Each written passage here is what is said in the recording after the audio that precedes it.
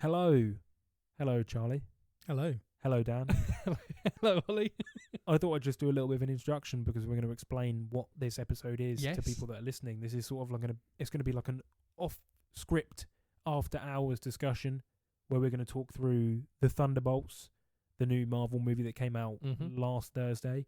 And then after a certain point, when we're bored of talking cape shit, we're going to talk about upcoming horror films. We're going to watch a trailer to one or two of them, and we're just going to talk about like some housekeeping. Yeah. Just see where it updates goes. from movie news and things like that. But yeah, the Thunderbolts. Have either of you guys seen it? No. No. So I I'm will the only be- one that has seen it. I will be seeing it either this weekend or the beginning of next week. Did you guys have any like burning desire to see it? Is it one that you've been looking forward to? Go on, Charles, you first, sorry. No. I'm so overwhelmed with everything Marvel.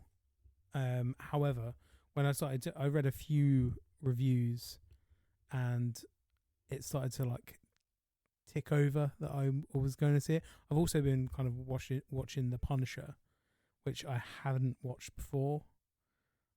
So I'm slowly making my way back into it. But I've heard pretty good, a mix of both.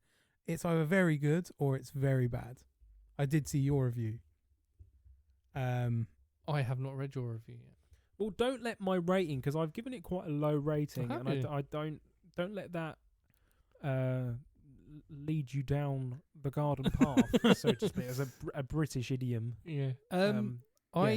I have been more intrigued about this film than I was Marvel's previous release, Captain America: Brave New World.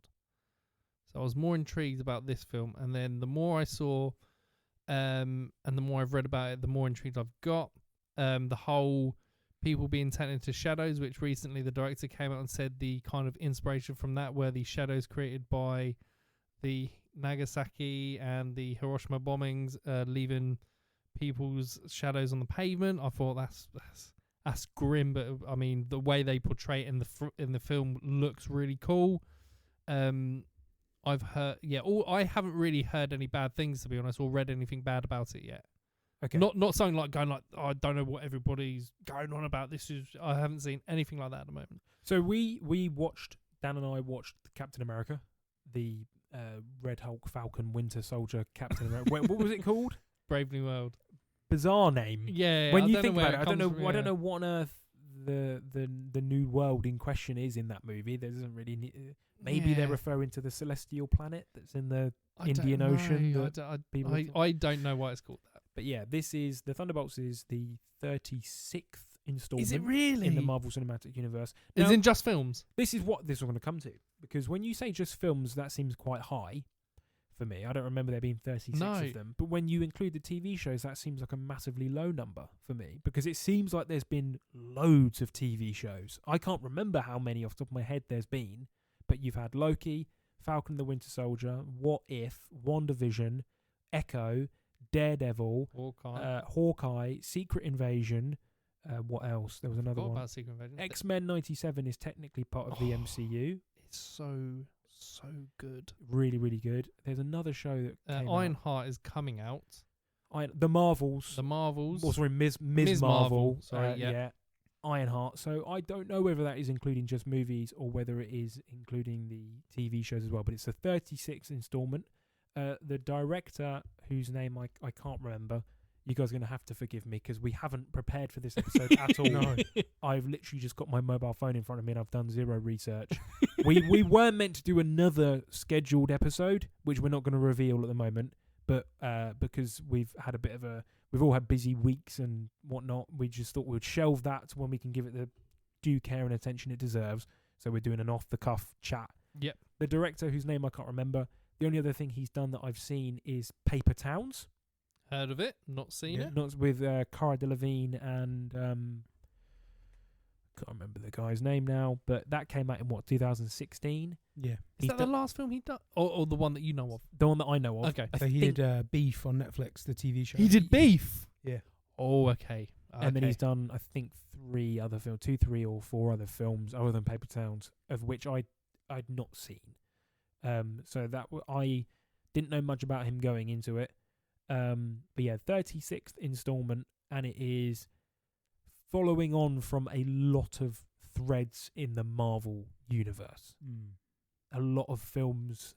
So it is technically a direct sequel to Captain America, which I think is like the main narrative of the MCU. That's like the most direct continuation that we got in of like the last few years. Wait, when you mean Captain America, which the fourth one, the one that it's it's technically a sequel to that because it involves Bucky and the fallout of the President Ross turning into the Incredible Hulk. Yep. It is technically a sequel to the Falcon and the Winter Soldier TV show. Yep.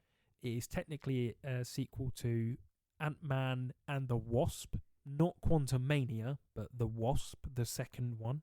Oh yes, for Ghost. Yep. It is technically a sequel to Black Widow. Yep. The film, and then I can't remember what television shows Florence Pugh's character's been in, but she was only in Hawkeye. At the end, wasn't she, like a post-credit thing? No, she was in a couple of. I think she was in like 2 episodes. Oh, okay, cool. Yeah. So it's following on from a lot in the same way that we spoke about Captain America 4. That was bizarrely a sequel to the Incredible Hulk. Yeah. Captain America, the TV, loads of the Eternals. This is the same thing, and this was. I'm jumping the gun about. This was one of my jumping the gun a bit. This is one of my minor problems with it. If you haven't seen a lot of those films or shows, you're going to struggle watching this film. Okay. Oh, because you going on and saying about it's a sequel to this, but it also includes this and it includes this. I was starting to think to myself, okay, this is going to be for those that aren't versed in seeing, because I've seen that. I've pretty much everything that you said I've seen. Yep. That it is a link to. It's quite a. I hope it's not too overworked, but what's confusing then is that people saying, like with Captain America or any other previous kind of MCU films that have come out, that saying that there's so much that you need to watch, whereas I haven't heard this discourse for this film at the moment. Oh yeah, I've got to apologise to people that are listening or return listeners. Usually our episodes are really well structured, but I haven't written any of these down, so I'm trying to remember just thoughts that I've had since I watched it. I watched it last Thursday. I watched it on the opening night. I'm going to make a lot of comparisons to the Avengers, the first one, the Joss Whedon Avengers film, because it's structured in a really similar way to that, and it's going for the same sort of thing. And then we're going to finish our conversation about it by talking about how they've changed the name of the film to the new Avengers, which is obviously a plot point. But yeah, I'm going to compare it a lot to the Avengers when I get into what worked and what didn't work for me. Just so that so you have a frame of reference for what my favourite Marvel stuff is. I still think that of the MCU films, the best ones for me are Joss Whedon's Avengers. In spite of all of the stuff that has come to light about him over the last few years and things like that, I still really enjoy that film. And there are loads of things about it that have not aged well, but it's still a really funny, entertaining film, and it's a party celebrating its own existence, because on paper it shouldn't work. The Avengers is so big and massive and ambitious, it should stumble in places, but it doesn't. It's a really entertaining film. And then Black Panther by Ryan Coogler. That's probably my favourite MCU film. I really, really like that. I'd seen Creed at the time. I hadn't seen Fruitvale Station, but at that point I was at my peak anti-Marvel agenda. I was like a cynical 17, 18-year-old. I just started working at a cinema. I was doing loads of like media adjacent things outside of what I was doing, an A-level, film-related A-level. I was going off to uni to study film, and I was like this really arrogant, lofty twat who was like, oh, these films are shit. And it had just come off the back of Thor Ragnarok, which I hated, and I still don't like. But I went into it with zero expectations, and I absolutely loved it. And I think Black Panther is still probably the best one. Yeah. So that's where I'm at. I enjoyed Thunderbolts more than quite a lot of the recent Marvel stuff, but I wouldn't say it's great. I'd rather watch that again over, say, Thor Love and Thunder, or Quantumania, or The Eternals, or Captain America Brave New World. Is that what you kind of expected me to say going into it? And what kind of things? I didn't really. Charlie's seen my letterbox thing. I didn't really know, to be honest. I didn't really think that you would come out. It's a difficult one because I obviously I from what I've heard you say previously about previous Marvel films and the conversation we had with Captain America, I felt that I did feel that there was a lot of hype around this film that it might not live up to an expectation for you. Because you do, like, you had it before with, was it Nosferatu recently? Yeah. There was a lot of hype around that, but then you're like, for you, it had been done better. But yeah, I wasn't expecting you to come out saying it's like a 4-star film kind of MCU back on track thing. I wasn't that excited for it, I'll be honest with you. I wasn't. I don't think we really, as a group, had talked about upcoming Thunderbolts film. We'd spoke about it in our Florence Pugh episode. Okay. Because I went on a bit of a rant there. This is about her coming out of trying to get out of a. Well, no, just I find her Russian accent really irritating, and I think David Harbour's Russian accent is really irritating. And I went on a bit of a rant talking about how I don't like how Hollywood continuously casts white American and British people to play other white people, but from different countries. Exactly, different regions, different accents and things like that. I remember you saying about the accent. So how did you deal with it in this film? We'll get to that. Okay. Because I found David Harbour really obnoxious. Because really? he shouts almost every line. Oh, really? And it's in this really sort of cartoony, almost like Doctor Strangelove level accent. And is it similar to his performance in Black Widow? I've only seen Black Widow once and I did not enjoy it. So I'm guessing so. Yeah, he's Anyway, we're getting ahead of ourselves. The comparison to Avengers is why I went on that bit of a tangent talking about why I like that film so much. I think what works best about the original Avengers film is the contrast and camaraderie between that set of characters. Mm-hmm. They are the most disparate, stark, if you'll pardon the pun, different group of people imaginable, right? Captain America is the all-American, butter wouldn't melt boy next door Boy Scout who doesn't even curse. He won't deviate from his moral code whatsoever. Meeting Tony Stark, who is the living embodiment of overindulgence and rock star attitude. Meeting Thor, who is this literal alien, this really arrogant thespian sort of god, right? Meeting Bruce Banner, who is the complete opposite of all of them, this really timid, dweeb, bookish kind of guy who's harbouring a secret. When you put them into a room together, they naturally bounce off each other really well. Yeah. And obviously Joss Whedon plays into how different they are, and loads of the best moments of that film are playing on the fact that they are you couldn't get more different if you tried. As a group of characters. And obviously that's the whole point on a meta level. That's the whole point of the film. It shouldn't work. Putting them together, it shouldn't work, right? But it does, and it's a party celebrating its own existence. And it obviously helps that you've had 4 or 5 films leading up to that where they've been doing their own thing in their own worlds with their own sort of styles and etc. The problem I had with the Thunderbolts is they are basically all the same character in a different font. Okay. They are identical for all intents and purposes. They are the exact same person, the exact same character, the exact same backstory, the exact same characterization, the exact same sort of snarky, sarcastic. They're supposed to be all anti-heroes in this exactly. film, right? I know that's the premise. They're all villains, but within the MCU, all those characters have had some kind of, I'll call it soft villainy, they're not the good person, but they're not the worst person. Yeah, exactly. That's fine, but when you've repeated that characterization 5 times and there is nothing to set them apart, and that is exacerbated by the fact that stylistically they're all almost identical. They wear the same costumes, they have the same sorts of powers and abilities, etc. They're all kind of dark versions of Captain America to an extent, right? You put them in a room, they're indistinguishable, and it's not very entertaining or fun to watch. You look at, even on like a visual level, right? You look at the original Avengers, each one of those characters are so distinct. You put them in front of you even as silhouettes. You know who the Hulk is, you know who Iron Man is, you know who Captain America is.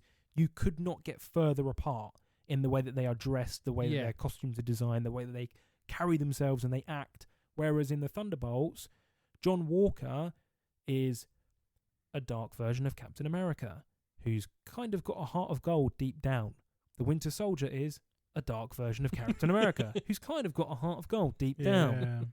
The Red Guardian is a dark version of Captain America, who's kind of got a heart. You see where I'm going with this? And it gets a bit tired. Yelena Belova isn't a character. I'm sorry, but I don't. I'm stuttering here. See, because I haven't prepared. You watch the old Red Letter Media reviews of the prequel trilogy, and they do this really interesting exercise where they go up to people and they say, right, describe Han Solo without talking about what he wears or what he looks like. And people can describe him like that, right? And they do the same thing. Describe Princess Leia without describing what she looks like or how she's dressed. And they can do it like that. They do the same thing with a set of prequel characters, like describe Qui-Gon Jinn without saying what he looks like, and people are stumped. And they do this to a group of friends and strangers and stuff. The same thing, I think, can be applied to the Yelena Belova character. She's not really a very well fleshed out character. She's basically a dark version of Scarlett Johansson. And even then, other than her being a Russian ex-Black Widow, which is what Scarlett Johansson was, there's not really much going on for me personally. One of the characters, I'm confident you guys could probably guess who it is, gets killed off immediately. Yeah, I think I know who it is. Yeah. Very, very similar to the 2016 Suicide Squad, where they just they introduce the noose guy. Yeah, was it Slipknot? Slipknot, that's it. They have these really elaborate 10-minute sequences for everybody where they and then it gets Joel Kinnaman just goes, this guy Slipknot, he can climb anything. And that's it. That's the only. And you're like, well, he's dying then, isn't he? He's dead. Like, we just got a 15-minute flashback to Harley Quinn, and then this guy just gets a bit of ADR. This guy's Slipknot. He can climb anything. Yeah, he's gone, mate. It's the same thing. There is a character in the Thunderbolts that doesn't get any introduction. They show up randomly, and you're like, right, you're dead then. Yeah. Then they have one line of dialogue, and then they get shot in the head. Here's an interesting question. So, obviously, we're saying about how these are all basically a dark version of a character that's come before.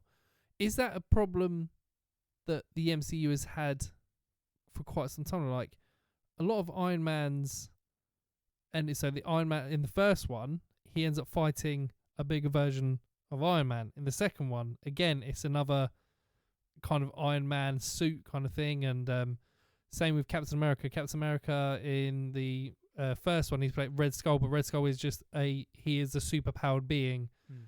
Winter Soldier, the dark version of Captain America, like, it always kind of, apart from Thanos, a lot of the villains in the MCU have been the twisted foil, the twisted version of the hero. That is like a really common criticism of the early MCU, right? Almost every single of the Phase 1 films, the villain is just an inverted version. You got the Abomination in the Incredible Hulk, it's just Tim Roth as an evil Hulk.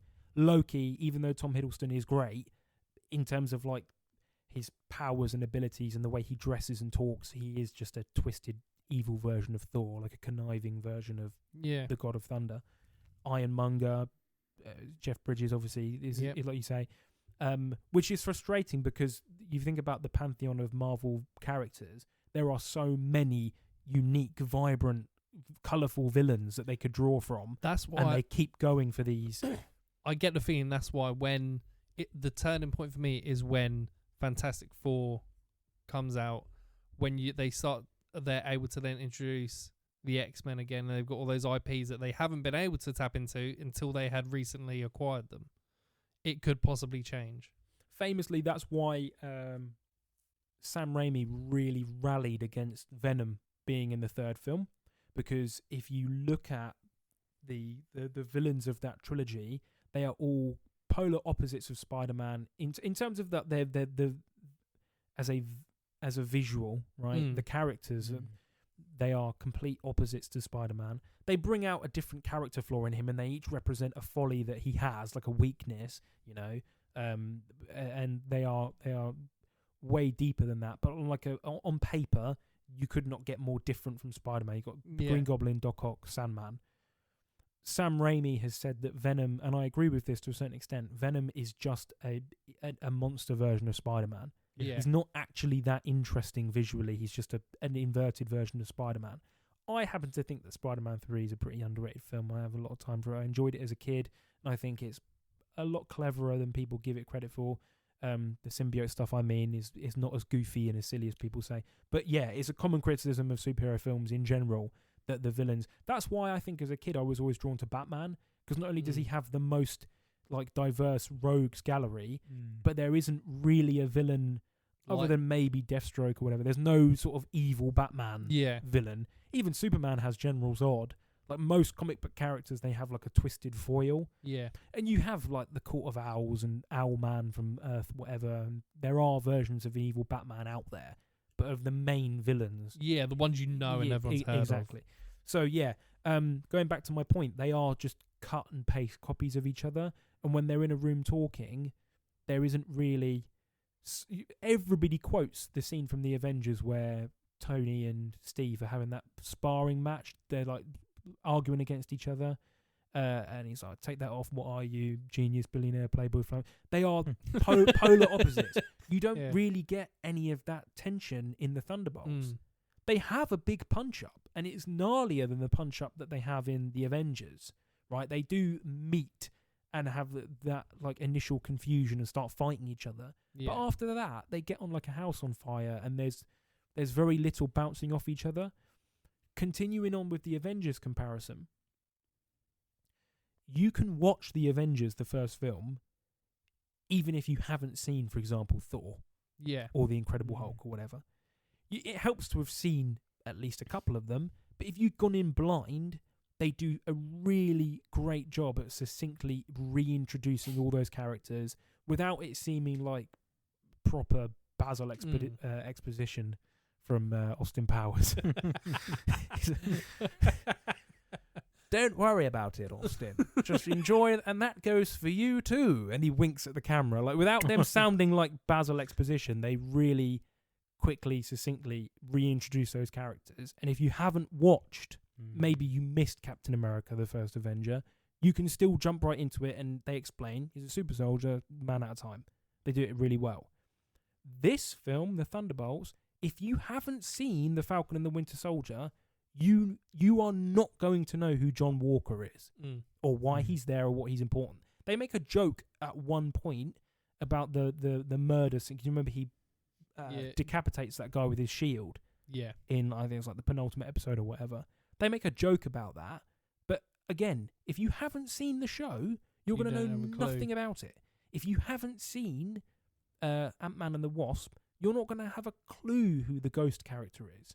And again, they make these sort of real half-assed jokes about it as if that sort of absolves them or makes it okay. It's like, oh yeah, she's the girl that can walk through walls. And it's like, yeah, but if you haven't seen that, you're still going to be like, well, who the hell is she? Where has she come from? Why is she here? What is her thoughts about this entire situation that they're in? And that goes for almost all of them. I think the early MCU films were actually really good at picking and dropping bits of continuity where it was necessary. And you could go out and you could watch the short films and see the post-credit scenes and whatever, and it will enhance your experience. But if you haven't seen them, it's not going to stop you from being able to enjoy Captain America 2 or the Avengers. Do you see what I mean? I do think with the TV shows, what I think they should have done is when they did WandaVision and Loki, it kind of felt like the first part, the MCU should have, like after the Infinity Saga, it should have gone into the TV series and gone that way, and then the next whatever the next saga was, should have been something completely different and stayed with the films. Because I think that with the TV series, it's like they've bitten off more than they can chew. Exactly. And I'm obviously, when you get to this stage, this franchise is like unprecedented. Like, the only other franchise to a point that had been going for this long was James Bond, and even then the MCU has now made almost double the amount of films that the James Bond saga franchise has, and they've been around for less than half the time. So when you get to this stage, by dint of being a massive franchise, it's going to get to a point where people are going to find it difficult to jump on. If you haven't seen a lot of them, it's going to be overwhelming. You imagine if you've somehow lived under a rock and you've not heard of any of these Marvel films, and somebody says, right, we're going to go watch Avengers Doomsday next summer. There's like 36 films and TV shows worth of stuff you're going to have to watch a decent amount of that to be able to understand it. It will be very interesting to see where, because I feel like for Doomsday there'll be a cut-off, or I'm hoping there will be a cut-off in terms of characters that aren't going to be, like, there will be no mention of Iron Man, there'll be no mention of Steve Rogers Captain America. That's what I'm hoping. Well, apparently Chris Evans is in the cast list. Mm-hmm. There was a leak the other day that said and Chris Evans was on there. I don't know, but if anybody's listening. Yep. No, not that bit. It just made me laugh that you said if anyone is going to listen to this. If anyone is listening, thank you so much. I always say thank you every episode. Oh, yeah, I wasn't laughing about it. If anybody's listening, you can tell that I am obviously, to a degree, passionate about cape shit. I do like superhero films and comic books to an extent. I would say I'm beyond a casual fan. I was sitting there watching the Thunderbolts, having to jog my memory, and I've seen almost everything that the MCU has put out. And there were certain bits where I was like, what, who's that? I was like, oh yeah, that's that character that was in a film in 2017 that they haven't addressed since then once, and you're just expected to know who it is. And so that was my biggest issue with it, is the characters are far too similar for there to be any like natural banter that doesn't feel forced or scripted, or tension that doesn't feel forced or scripted. And if you haven't watched a big chunk of the TV shows, whatever, you're going to be left dangling. You're going to be struggling. Yeah. Just quickly, in terms of remembering stuff, does Johnny Walker take the super serum in the TV series? Yeah, he does take it. Okay, because I was going to say it, because out of all those characters, he is very much. Because even your average Joe. Even Sam Wilson has his vibranium suit with wings and can fly. And that's more than what Johnny Walker would have if he didn't have the super serum. I couldn't remember if he had it or not in the show. He does. He takes it because if you remember the Dora Milaje, which is the King's Royal Guard from Wakanda. See, I'm showing myself here as a real sweaty nerd. Two members of the Dora Milaje managed to like put him on his fucking arse in a punch up, and he has like a bit of a Road to Damascus moment where he sits there and he's like, I'm Captain America and I just got flattened by two women who aren't even super soldiers. So then he goes and takes the super soldier serum. Okay. The super soldier serum, which we spoke about at length in our Captain America episode. Yes, we did. I really like the mechanics of that in the MCU. Good becomes great, bad becomes worse. The idea that like, I had to do this. Stanley Tucci again, man. I love him. Yeah. We might talk about him later in this episode. Maybe. Again, that's something that I really like that they don't really touch on at all. And I thought that if you're making a movie about three blokes who in some way, shape or form are a twisted Captain America, you might want to talk about the super soldier serum and the ethics of it and how it's been sort of distributed across the world and whether it's become like a black market commodity or not, whether or not nations are trying to get a hold of it. So I'll go into a bit of the plot because I've spoken a lot about my thoughts on it and I've sort of buried the lead. It picks up shortly after the events of Captain America. And for those that haven't seen Captain America, basically like a condensed version of that is Sam Wilson gets embroiled in an investigation where a villain from previous films is drugging the president to turn him into the Hulk. Would you say that's a good summation of that? And it's about the countries involved in the Pacific that are trying to come to an agreement on Celestial Island. Yeah, exactly. Cool. So the film picks up pretty much straight after that. There's no footage of Harrison Ford. They don't mention him by name in sort of typical MCU fashion. They make a couple of jokes about it, like, do you remember when the president turned into a Hulk and destroyed Washington, D.C.? Like, they make a couple of jokes about it. I think he's been impeached. Anyway. Yeah, because he's in the raft now. For whatever reason, and this is something that doesn't get explained, and this is where I was sat scratching my head in the cinema, for whatever reason, the Avengers in the MCU have just gone. They're not there anymore. They don't exist. That's how the film opens. There's some sort of thing going on in some sort of like federal government building. I don't know whether it's Congress or the Senate. I'm not an American politics expert, so if I'm getting it wrong, I apologise.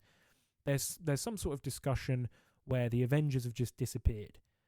News to me, because they've been making loads of these TV shows where Sam Wilson and She-Hulk and the Marvels have been running around and stuff has been going on. But apparently the Avengers have gone and they've left this vacuum, right? And America feels woefully. Is it more that there's not an Avengers team because in Captain America: Brave New World he's in the president or President Theodore Ross. Yep. Says to Sam Wilson that he wants him to bring back the Avengers. Yeah, again. But then obviously all the shit goes down and that whole kind of that part of the story or that of the president wanting that to happen kind of gets put to one side because of everything that happens within that film. Yeah, but my understanding of it, right, when you leave Avengers Endgame, the only three that have actually gone for good are Steve, Tony, and Natasha. Yeah. You've still got Ant-Man, Bruce Banner. Yeah. Sorry. Ant-Man, Bruce Banner, War Machine, the Guardians of the Galaxy. Obviously, there's only a few of them now, but whatever. Thor. You've still got a big chunk of the Avengers that are still operating and still out there active, whatever. For whatever reason, they've just gone. Nobody knows why. And the opening of the film, there's a character who says the Avengers aren't coming back. It was news to me that they'd gone. I didn't know that they'd disappeared, but for whatever reason, they're gone. And the woman whose name escapes me, is it Valerie? The woman who showed up in the Falcon and the Winter Soldier? I think it is Valerie, yeah. She's the one that basically talks to Yelena at the Natasha's graveside, right? Valerie is the head of the CIA. She is like an anti-Nick Fury, and she is trying to fill that gap, the Avengers-level vacuum that's been left, with something. At first, it seems like she's trying to put together her own version of the Avengers, which is the Thunderbolts. But then as the film goes on, you realise that she's been trying to create from scratch her own superhero, which is, it leans massively into like The Boys, the idea of like private... Oh, okay. Yeah, private companies, pharmaceutical organisations trying to create their own superhero, bottled superhero that you can buy. Yeah. A manufactured superhero built in a lab like Homelander. That's what she's been doing in secret, right? She is about to be impeached and taken away. She's as the head of the CIA, and because she's been doing all of these experiments and projects sort of off the record, below the table, she's quickly scrambling to destroy all the evidence of this. All of the experiments so far in trying to create her own superhero have failed. All of the test subjects has died. So she sends Yelena, your man John Walker, the evil Captain America, Ghost from Ant-Man and the Wasp, and Taskmaster. She sends them all to this warehouse, a bit like Raiders of the Lost Ark, this warehouse in the middle of the desert where she's got all of these files and evidence and stuff. She sent them there to destroy the evidence, and she plans to have them killed at the same time. So she's going to kill all birds with one stone, wipe the slate clean, destroy all evidence that she was trying to put together an evil Avengers or a new superhero, whatever. They survive the assassination attempt, the four of them, along with another survivor who turns out to be the final living survivor of her experiments to create a new superhero, and they are going to try and investigate why she's tried to kill them off, trying to go and get revenge. That's the jumping off point. That's how the film starts. Along the way, Bucky comes back because he's now Congressman Barnes. Yep. He's investigating it, so he gets brought into the fray, and Yelena's surrogate dad, who is obviously Agent Hopper from Stranger Things. Stranger Things. He is trying to protect Yelena, so he comes into it. And that's how you've got your team of Thunderbolts. They're all brought together because they've been... Valerie has tried to kill them all off, and they're trying to get revenge.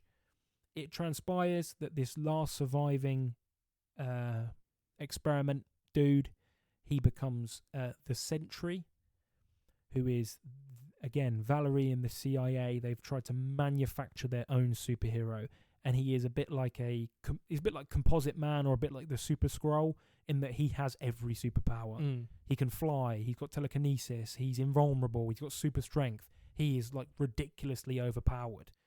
He eventually taps into these powers that he's got, turns against Valerie, and the Thunderbolts have to fight him. That's the build up into the climax of the film. They have to fight him. He basically goes rogue, starts destroying, running amok in New York, like you said, turning people into shadows. I won't get into the specifics of his powers and whatnot because it's a spoiler.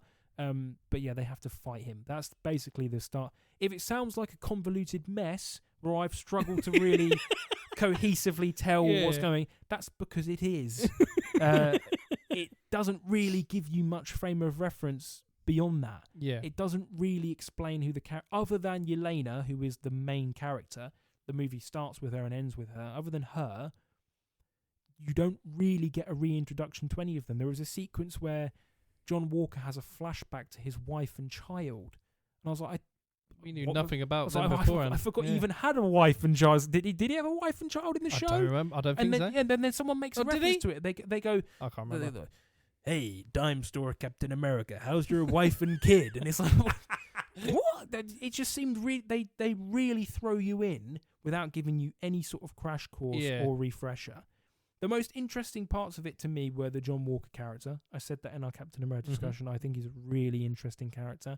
And then this new sort of the boys style superhero they've created reminds me very much of like OCP and RoboCop, and then what's the company in the boys? Is it Gen V? Vought. Voight, isn't it? Vought, Vought International, whatever. Yeah. This sort of like really grubby corporatist sort of like no-face organization who's trying to manufacture a superhero like in the coldest, most bleak conditions. It's like they don't really explain who this guy is, but the impression is that he's like he was, before the events of the film, this sort of like drug addict with a sketchy past who's a bit of a failure. He's not really got much going for him, and he sees this advert for experimental, like, you could become the next superhero, sign up now, sign this waiver, and he's got nothing else going for him, so he signs over his body for medical testing. Really reminiscent, like I say, of RoboCop and The Boys, where they're just experimenting on him and they turn him into like a Homelander. Yeah. And he eventually goes mad with power and becomes the main villain of the film. The Sentry is a newer character in the Marvel world. Like, I think the comic book started in the early 2000s, as opposed to like Thor and the Incredible Hulk that have had like 60 years of publicational history at this point. He's a newer character, so I didn't really know that much about him. I thought that was really interesting because I love The Boys. I like the idea of like a private company trying to make their own bastardized version of a superhero. But yeah, it was a bit of a mess.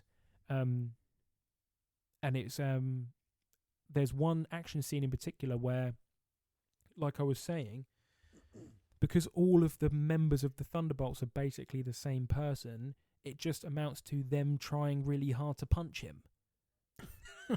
Because they're all just super soldiers. Yeah. The only one that's visually different is the Ghost character, and she gets sidelined. Whoever that actress is, she's a known actress. She's done. Yeah, she's. I can't remember her name. She's really good as well, but she doesn't get a lot to do. She kind of gets thrown to the side. I mean, literally, they just get thrown around. And there's this bit where the Sentry character first realizes I'm a god, and he starts running amok. And they're like, oh, quickly, we've got to take him down. And they all just run at him and try and punch him because none of them have got any other powers. And it's just, it gets very old very quickly. Okay. So I say, go on, no, carry on. This has not been a very good indictment of the film, and as I said to Charlie, my review might shock you because I gave it 2 stars on Letterboxd. I didn't hate it, and I've seen it a week ago now, and every time I've thought about it, I've kind of enjoyed it, and I've been on Twitter and TikTok, and I've seen other people's interpretations of it, and I thought, I didn't look at it that way. Yeah, the score is pretty good as superhero music goes. There are a handful of bits in it where it looks quite cinematic. It looks like like we were talking about how the Paramount Marvel films, like when the MCU was owned by Paramount, like Captain America and the first Iron Man and stuff. There's some really cool imagery in those films that look like they're ripped straight from a comic book. And then you get to like the Phase 2. I hate using the phases, but you get to the later films, the Disney, and they all Disney takeover. Yeah, they all just look like concrete. They all look horrendous. They look awful. There was a couple of bits in this where I was like, that's pretty cool, but yeah, it wasn't terrible. I didn't hate it. I'd rather watch that than Ant-Man or Thor: Love and Thunder. But yeah, it wasn't great. So just quickly then, I want to talk quickly about the marketing, because this film was marketed really well, yeah, and very uniquely. Especially now that they seemingly have changed the name of the film.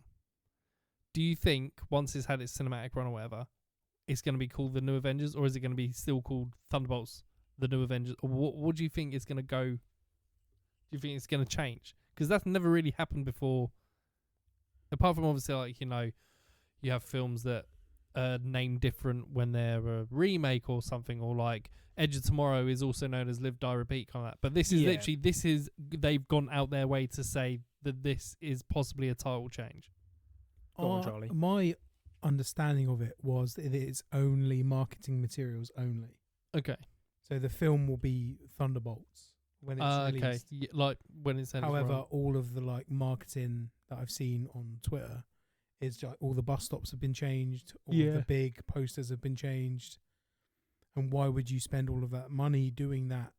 Was it a week into the release? Not even that. It was like it got released Thursday, and 3 days. It was like Sunday. They started. I think it was either Sunday or Monday morning, which it got spoiled for me. Was like Fandango, Rotten Tomatoes, all these massive companies are then putting up a new poster with the New Avengers. I'm like, oh, okay. That was 3 days into it. Didn't even get a weekend. So it's obviously something that was pre-planned. Yeah. Yeah, I'm going to get... Because there was always the Thunderbolts asterisks. I think when they announced it at D23, whatever year it was, I think Kevin Feige literally said, Thunderbolts subject to change. And in some of the initial marketing, the asterisks had like a thing in way smaller typeface beneath it, with the asterisk next to it saying subject to change or something like that, or whatever. So they have always said that, but again, they haven't really... It was kind of forgotten, and the asterisks there were some posters that I'd seen like a year ago or whatever where the asterisk wasn't even in it, and then when you've seen it on certain websites, there's no asterisks. Like you say, there's thousands of examples of films getting different titles in different regions, and then you have examples of like, particularly with like your Grindhouse, like Italian and European horror, they'll like make a horror film that is absolute dog shit, and then something will be really popular in the States, and then they'll just change it to like, I don't know, Salem's Lot 2, just because it happens to have a vampire in it or whatever. But in terms of like an actual big budget blockbuster changing its title during theatrical run, I've never heard of that before. No. Like ever. No. I think it would be really interesting. They won't do it because it would be a pain in the arse, but it'd be great if like theatres and cinemas actually changed the listing on the bookings. Yeah. So if you went to the website now and tried to book Thunderbolts, it would come up with the New Avengers. Yeah. But it's a difficult one, because the word Avengers, looking at it from a really cynical sort of Disney suit perspective, the word Avengers may as well just be dollar signs. That name is just synonymous with success and money, and everybody wants to see the New Avengers thing, right? So from their point of view, it makes sense to try and put it in there. But to do it this early into the film's run is madness. Because that is, I would say, it would be a spoiler, but they've spoiled it themselves. The ending of the film, the 5 or 6 characters are dusting themselves off from a big battle, right? And they stand there. They're about to give a statement to the press, really similar to the end of Iron Man, right? Where all the press have just sort of like hours after the final fight, the press have just like gathered at the scene of the battle, and they are literally just about to address, because loads of people are thrusting mics and cams in their faces saying, "Who are you? What are you doing here? What's gone on?" And the Valerie character who survives, the anti-Nick Fury, she grabs the mic and goes, "I am pleased to announce the New Avengers," and then it goes bam, that's the title card, it just comes up with the New Avengers, and then that's how the film ends. The post-credit scene is set like, I don't know, a year later, and it's them. They are living in Avengers Tower, they're wearing Avengers uniforms, they've got Avengers logos all over their stuff, right? And they are cutting about as the New Avengers. So it's a spoiler, but it makes me think, why not just name it that from the start? Why not go? Yeah, because again, this being an unscripted episode that we haven't really planned for. We haven't got any numbers to show you, because I don't know how well the film is doing. I think that was my first.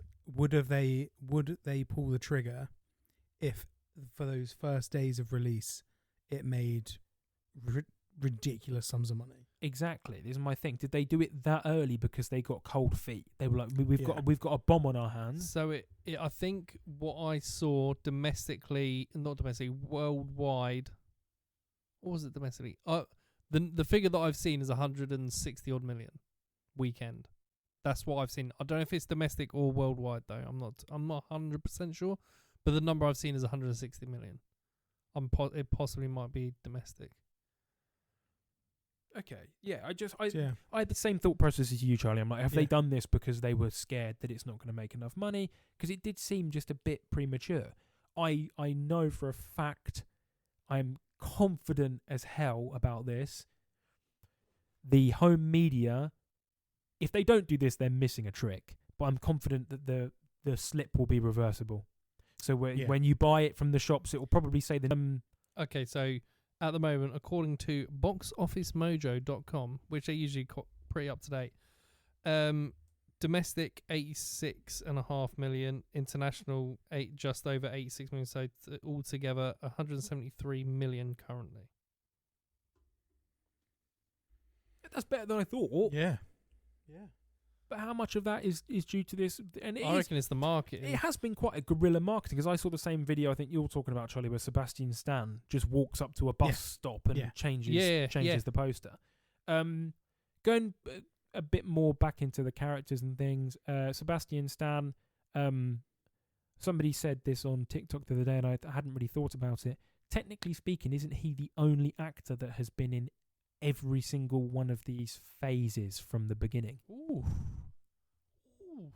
Because he's in the first Captain America, he's in the Winter Soldier. Chris Hemsworth as well.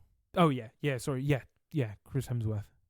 But he really gets to shine as like a hero on his own right. He gets his own hero's theme. He gets a heroic introduction. As I said, my favourite character in this whole thing is John Walker. I think he's easily the most interesting character that they've introduced in the last few years.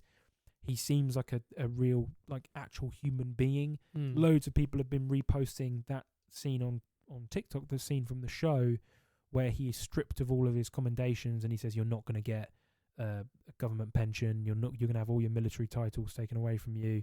And he has like a breakdown in the courtroom and he says, "Well, I live my life on your mandates. I've only ever done what you've told me to do. I didn't want to be Captain America. You gave me this title. You told me what to do. I did it well. And now, because I've given you bad optics, you're using me as a scapegoat." And that's where you leave him in the show. I think that's a really interesting, mature, grounded... Not that the MCU hasn't done mature and grounded stuff, but like that's a really interesting character to have developed. And I'd be really interested to see more of him. In this film, he kind of gets sidelined and he only really is used as butts of the joke. "Oh, yeah, aren't you like a evil Captain America?"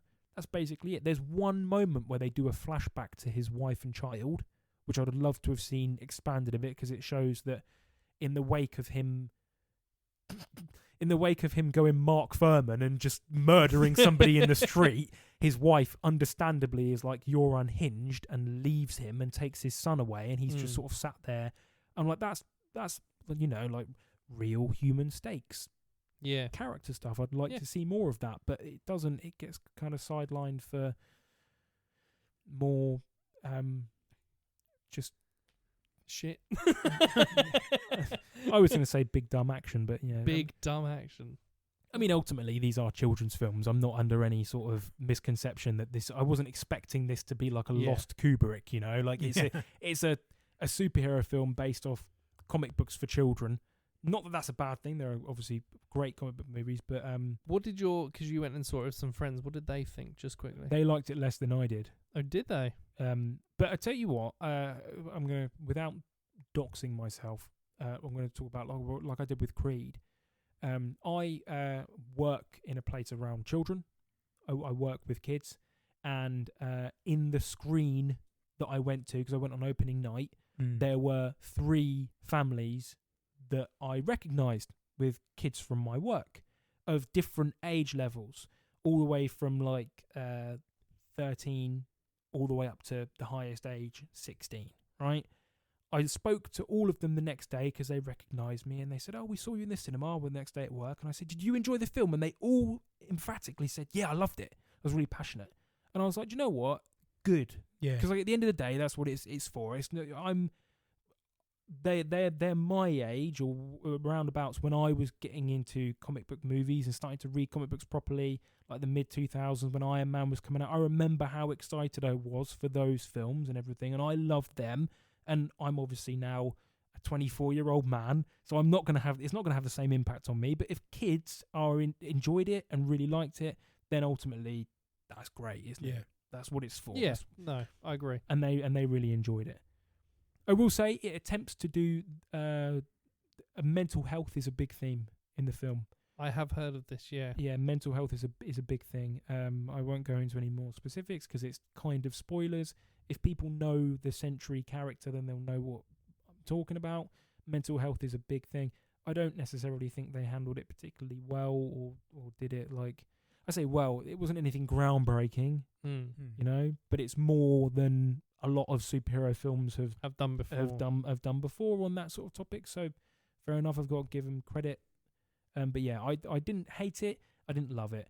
I didn't love it as much as the earlier ones, like we were talking in our Captain America episode. Certainly not up there with Black Panther or the Avengers or anything.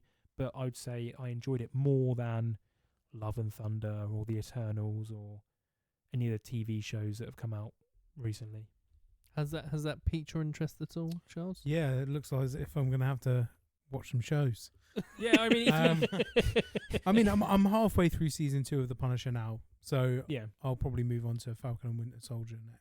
Me and Dan really liked that, didn't we? Falcon and Winter Soldier. Falcon and Winter Soldier. I think the ones out of the MCU shows, I really liked WandaVision. It was completely different, and I think it's also because it was pretty much the next thing after the end of the Infinity Saga, and it was different. Same with Loki. Loki season 1 and 2, Tom Hiddleston's just so good in it, and the storylines are really good as well. And it's kind of its own little world. It doesn't really feed into anything. It's its own little thing, which is really nice. And then Falcon Winter Soldier is just a really good action political thriller. With all that, like say, with the whole Johnny Walker thing, and them basically trying to recreate a Steve Rogers, which like that happened, what is said to Sam Wilson in Brave New World when he's told you're never going to be Steve Rogers. That's the kind of underlying warning, is that you're going to try and create a Steve Rogers, but you'll never get another Steve Rogers, which is why there's all that pressure on I can't remember his name again. What's his name? John Walker. There's so much pressure on John Walker to be Steve Rogers, not John Walker, that it kind of backfires. And it's really good looking to that kind of perspective of being a superhero. This is what frustrated me so much about this film when the Captain... Like I said earlier, I really like Wyatt Russell. I think the John Walker character is the most interesting thing to come out of these. Of the TV shows, I'd probably say Falcon and Winter Soldier was my favourite. I've only watched them all through once, and some of these shows are like nearly 5 years old now. They came out it's like mad, 2020 or 2021. And why I'm frustrated is because this year you had two of, like, I'd say the biggest opportunities to continue that show. The three main players, Falcon, Captain America, Bucky Barnes, and John Walker, are in those two films, and they didn't really do much with either. Would you say that Captain America 4, for me, was not a very good continuation of that show? No. It kind of feels like it's been pushed to one side. Same with this film, right? You're dealing with one of the three main characters of that show. He's in this film, and they don't really address it at all or go anywhere. And I don't think, considering that the next things that are coming out from Marvel are these massive cosmic Fantastic Four and Doomsday and whatnot, I don't think for a long time we're going to see any more of those kind of grounded films. Exactly, that world, the continuation of the Captain America legacy, like you were talking about. Yeah. And I'm quite disappointed by that. But don't let my indictment. Please go and watch it. I really want to know what you guys make of it. Oh yeah, I think based off of what you said, but also based off of what I've seen and the trailers and what I've read, I am still very intrigued to see it and obviously make my own opinion on it.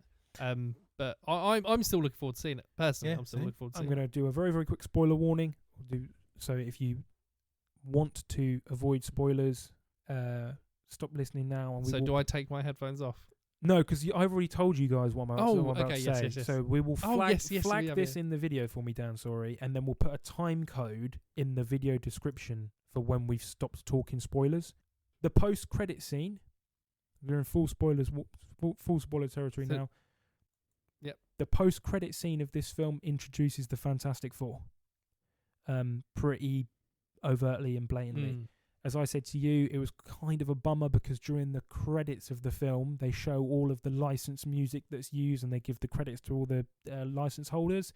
And the last music cue song name that comes up is The Fantastic Four Theme by Michael Giacchino. Copyright 2025 Marvel. And I was like, right, okay, so then the Fantastic Four is going to be the post-credit. The post-credit scene is the new Avengers sitting in Avengers Tower wearing their new Avengers uniforms. And this fucking Thunderbirds alarm starts going off like and like one of the screens lights up. You know, like what's the island in? Is it Tracy Island? They like there's this warning, proximity alert from space, and they run to the monitor and they're like, something's in space, and they're like looking at the screen, and then there's a slow reveal and it pans out to space, a portal like Doctor Strange style, or like the portals in Guardians of the Galaxy opens, and the Fantastic Four shuttle flies in, and the music, Fantastic Four, the Michael Giacchino, starts playing, and they're all looking at it, and then the ship sort of banks, it turns, and the massive Fantastic Four logo is on the side, and it cuts back to the new Avengers, like Yelena and Bucky, and they're all stood there like, what is that? It's a Fantastic Four ship, or whatever. I don't know what they say, but they say whatever. So, like, that's the post-credit scene. Seems like, because people have been speculating that this Fantastic Four film, the ending of the film is going to be that Galactus destroys this world, whatever world there are, because it's obviously this retro-futurist 60s. Because they've said that there are no other superheroes on their world whatsoever. So it's an alternate universe somewhere in the multiverse, and people are saying that the ending of New Steps Fantastic Four is going to be Galactus wins, he beats the shit out of the Fantastic Four, and he destroys their world, and they have no choice but to jump in their ship and fuck off and flee, and they jump through like a portal or whatever, and then they arrive in the MCU. So technically, the end credit scene of this film could be the ending of the Fantastic Four movie. The only thing I can think of really where the kind of space portal thing has come from previously MCU-wise is the Marvels. When, I can't remember her name, she goes to shut the portal and then ends up, and then at the end of that is Beast. Yeah, your boy Fraser. Yes. Fraser Crane. Kelsey Grammer. Yeah, Kelsey Grammer. For God's sake, Niles. But yeah, I was expecting at some point like a little tease, because they always do that, don't they? They always tease. But like to actually have it that in black and white, like categorically that is the Fantastic Four. I don't know whether that's, again, we were talking about them being a bit insecure, maybe thinking they've got a bit of a dud on their hands, but it just seemed a bit, I didn't expect it to be that massive or overt. Not that we've always said that, you know, we don't really care about budgets and if it makes it, because especially with the whole Sinners shit that came out and people saying, "Oh, it's not making budgets," like that doesn't fuck out. And anyway. we don't have any skin in this. We don't see a penny of any money. I don't care if any of these films flop. It's not my money. But what do you think the budget was for Thunderbolts? Thunderbolts *, The New Avengers. Honestly, I don't care if they flop. We do care because especially it's just intriguing. It's just I would so be bear in mind it's currently made 173 million. It's gonna be. Have you got the budget there? I've seen it. Okay. That's not the budget, but I've seen it and I remember it. I think it's going to be somewhere between 100 to 200 million. In between. Give me something specific. 145. 180. It is 180. 180 whiz. million. Gee whiz.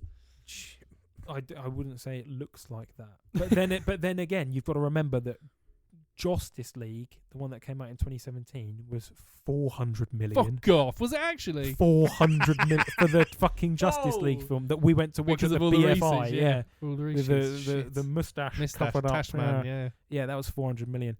Fuck. One thing, right? Spider-Man in the MCU, he's got to be on fucking fraud watch, man. Because where is he? this geezer Sentry, I've hyped him up, right? He's like Homelander. He is OP as fuck. And when he goes on his rampage, he is laying waste to New York. I was sat there like, Jesus Christ. Like, he is just, like, we're talking like 9/11 imagery, right? Like helicopters flying out of the sky and taking down skyscrapers, all of New York being turned into like black ash, like children getting blown up left and right. And no Spider-Man nowhere to be seen, or any of the other fuckers. Well, apparently, so a lot. I saw somebody else mention this on X about like, you know, where the and this is all apparently pointing towards the next Spider-Man film being a grounded film, where he's not seen fighting, doing these massive fights. He's more street level, you know, fist kind of level. I like the sound of that. Which is what I've heard of. Whether that's true or not. But like I said earlier, with like the baggage that in the real world, audiences having to have watched 30 odd things to get into this, by dint of it being this massive, right? This franchise is so big at this point, it's inescapable that you're going to get to the point where when stuff like this happens, when you've got like a Thanos level geezer running around New York destroying buildings and killing people, you do sit there in the audience thinking, well, where the hell are the other 80 superpowered people that you've introduced? You can get away with it in Iron Man 3 or whatever. I'm using one of the earlier films when there's only other 4 or 5 superheroes in that world, because you could say, well, they genuinely might be busy or whatever. I don't know. Don't really care that much. But when you've got to the point where you remember, we've got all of the Eternals. So you've got 10 superpowered gods out there just running around. You've got Shang-Chi and his friends, the 10 Rings. You've got Spider-Man. You've got the Incredible Hulk, She-Hulk, Daredevil, and all of the Defenders, and Ms. Marvel and Captain Marvel. And that's like, off the top of my head, 10 characters I've just named. None of them are anywhere. Yeah. So what are you doing, mate? You in the bath or something? You got your fucking headphones on doing the lawn. She's just flying behind you. Yeah, there's a helicopter down the road just destroyed an orphanage. Some like Homelander running around murdering children and be like, oh, sorry, mate, I was down at B&M picking up some... It's a nice day, so I'm going to get him some logs for the barbecue. I was busy, mate. I was in the car when you called. I couldn't answer the phone. In my head canon, all of the Avengers are British and they're just doing mundane British things. Yeah, sorry, I was on the phone, but I was just going past Hemel Hempstead, then I went under a tunnel. I went into a tunnel, so Nick Fury. So sorry, I couldn't catch you there. Fucking what? New York? Fucking hell, mate. Well, I'm on the M25. What do you want me to do about it? That's exactly where they were. Yeah. So I think that's a good place for us to stop talking about the Thunderbolts. There. Right, you ready? Do you want to watch the first one first, or just go straight to the second one? Go straight to the second. Yeah. It's this one, isn't it? You should be like one day. Yeah. It's that one.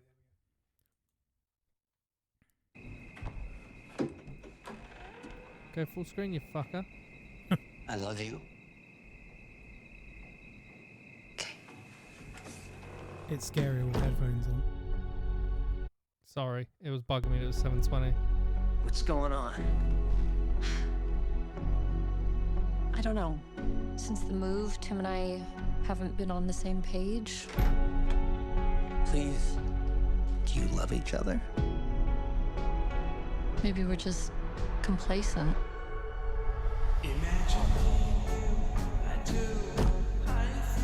The choice of music as well. Yeah. Well, you know, complacency can sometimes simply be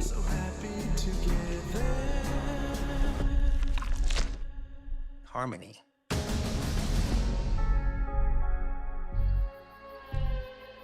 You know, this could be the beginning When you roll over, then you're on my hair. of something wonderful. Tim. We spend our lives in search of the other half. If you think you found that, don't be so quick to let it go. I think something's happening to us. Listen to me. Listen to me. We've got to get out of here.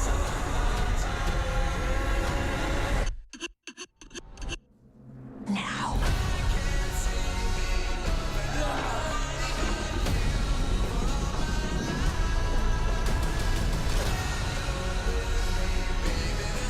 It's gonna be okay.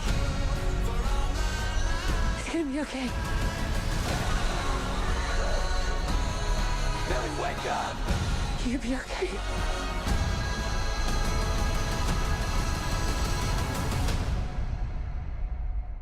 Whiskey for the pain.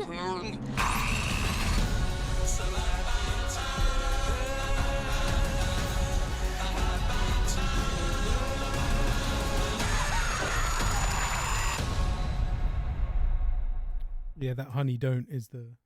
Let me guess. You're thinking about going. Oh, no free ads here. Yep. Fuck that. Yeah, honey don't is the Ethan Cohen. What did you think of that?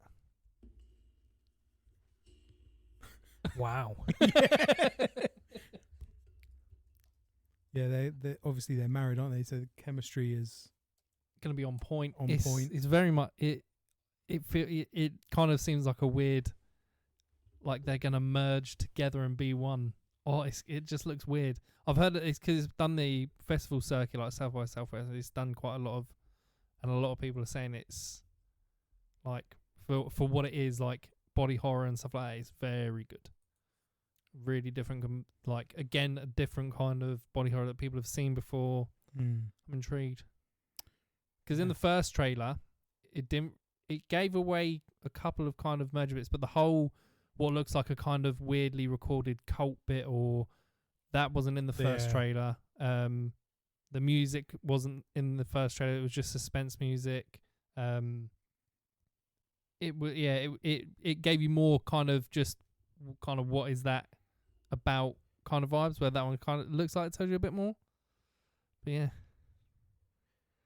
Sorry, I'm just I did not know that film existed until Really? like 20 minutes ago. Really? Charlie said to me when I got here, "You watched the new trailer," and I was like, "What?" Yeah, that's been out a while. Yeah. Not to make this about The Fly, although that is like in my top 5 films of all time. I love it. The ending of that film, he basically comes to the conclusion, just to jog your memories in case it's been a while. The ending of the film, as he's like as he's gone past the point of no return, and he's like a full hybrid of man and fly. He says to Gina Davis, like, "Oh, if I can't be human on my own, then I'm going to fuse you and I together, and we'll be more human in one entity than I could ever be on my own. If I'm like 50-50 human fly, then I can dilute the fly percentage by having a bit more of you. So it'd be like 75 human, 25% fly." Yeah. And Gina Davis is obviously like, "What the actual fuck are you talking about? Like, get the fuck off me." And thankfully, obviously it doesn't happen. She Yeah. manages to get free and he dies. But like as a child, whenever I watched that or read about it, I always had this bizarre image in my head. What would have happened if he'd have fused Jeff Goldblum and Gina Davis together? And I'm getting shades of that in this trailer. What, like, ultimately, if they do end up fusing, what would a man and a woman fuse together? Oh, it's because icky and gross, isn't it? The poster they released recently as well is the shot where their eyes are like their eyelids and eyelashes are coming together. And just that poster, just that, and their eyes close together is enough to make you think like it just makes you grossed out a little bit. Okay, so if I said to you, I've got 3 of the upcoming horror films this year, and as much as I know Charlie's looking forward to Final Destination, we can say it's probably going to be shit. Like it'll be fun. It'll be fun. But yeah. Of the 3 ones that we've seen so far, Weapons, which I think looks great. It's not. Is it Josh Brolin in it? Yeah, he's Josh Brolin and your lady from The Wolfman, whose name I can't remember. Who's also going to be I can't remember the female. The Silver Surfer. Yep. Bring her Garner. Yeah, Bring Her Back. Yep. Which we did a reaction to. I don't know if we ended up posting it, but we did a reaction to. Yep. Bring Her Back, which we all are really excited for. And that, if I said 2 of them were going to be erased forever and you could only watch one, that's horrible. Which one would you go for? 2 erased forever, and I think for me it would have to be. It hurts. I'll give you the reason why, but I also want to give you the reason why I hate the fact that you're making me delete 2.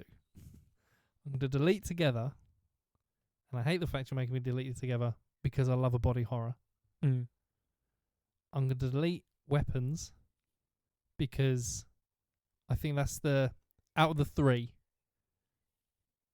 I think if I was to pick one to delete, that's the one that first came to my mind. However, it looks freaky, and horror children are always freaky. And yeah, I'd keep Bring Her Back because that first trailer is the scariest trailer I've ever seen. Yeah, I'd probably agree with you. Weapons, as intrigued as intrigued by it, as I am, it's that sort of Stephen King, Stranger Things, small town Americana vibes. Yeah. I'm a little bit sick of. Yeah. In the wake of like the It movies and Stranger Things being massive. As much as I love Stephen King, I've seen quite a lot of that, and I don't think I would be bereft if that was erased forever. Okay. I'm sure Josh Brolin's really good in it, and I'm sure it's going to be scary. That, it looks just a little bit too on the humorous side for me. Do you think the music played a part in that? Yeah, the music, some of it, I don't know. I like black comedies, and I like films that don't take themselves too seriously. But then again, I don't think you can beat. I think classic John Carpenter's great for having the right amount of humour in some of his horror films. But then when it's serious, it is serious. And there is, I do appreciate when something just goes straight earnest, completely sincere. I think the film itself together will be a bit more serious than the trailer gives out. You're probably right. You're probably right. But I will echo what you said. The trailer for Bring Her Back is the most scared I've been by a trailer. Yeah. I watched that in my room on my own, and after it ended, I sent like a pretty frantic message to you guys, didn't I? Watch this now! Stop what you're fucking doing! If you've got a baby in your hands, drop it. watch this trailer. And again, it's so brilliant in that like the first trailer at least reveals next to nothing. Yeah. There's like 2 lines of dialogue in it, something like that. Yeah. And yet oh my god. Yeah, it's. What about you, Charles? What would you do? I mean, it's a toss up between Weapons and Bring Her Back. I was a huge Talk to Me is one of my favourite horror films of the past few years, but I am intrigued to see what that director does, because I don't think it's going to be ultimately about the kids. Because Barbarian starts off as one thing and morphs into another. Oh, Barbarian's like 3 different horror films in one. Have you seen Barbarian? Yeah. I can see what you mean by that. You don't know what way it's going to go. Yeah, the kids, the whole, with all the kids disappearing, I think it's going to be more about the teacher. I think especially me and you were really intrigued by the fact that Jordan Peele was so interested in getting to be able to produce that film himself, that obviously he ended up losing out. That also says to me that he's obviously seen something in this film. Yeah.